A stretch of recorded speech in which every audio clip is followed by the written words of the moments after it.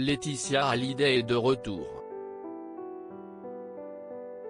Pour la première fois depuis plus de 2 ans, la maman de Jade et Joy a accepté de se confier à la télévision.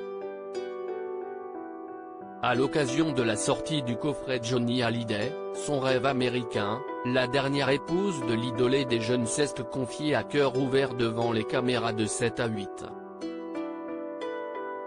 Ce dimanche 18 octobre, Laetitia Hallyday a notamment expliqué à quel point il lui avait été compliqué de retrouver l'amour après la mort de Johnny Hallyday.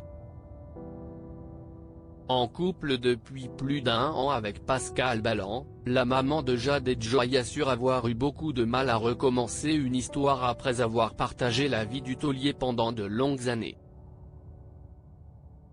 Si est difficile d'apprendre à aimer, a notamment reconnu Laetitia Hallyday sur TF1.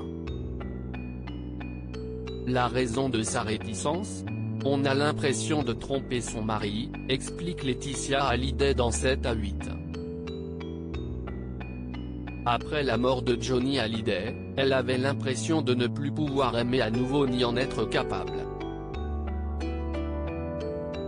Qu'un autre homme vous touche, que vous puissiez ouvrir votre cœur à un autre homme, ça paraît tellement compliqué, si est vertigineux parce que le manque reste abyssal, continue la maman de Jade et Joy.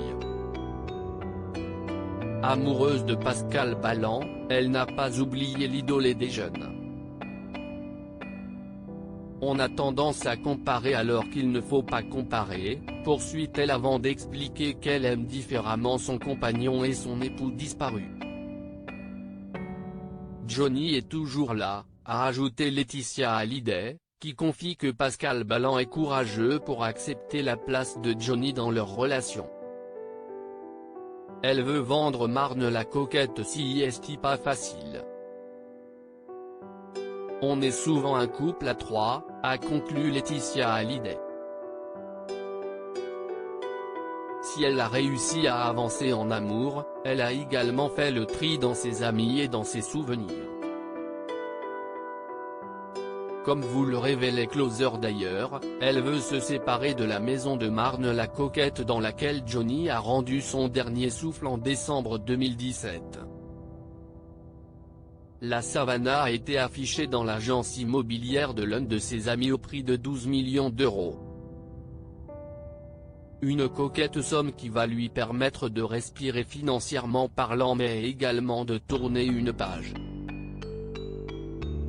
Cette maison de Marne la coquette, est chargée de souvenirs, ceux de ces derniers mois n'ont été que désespérance, angoisse et peur, confiait-elle sur RTL.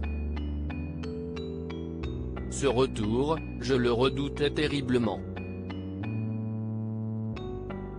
Mon cœur était lié à mon homme, ma vie est désespérément vide sans lui.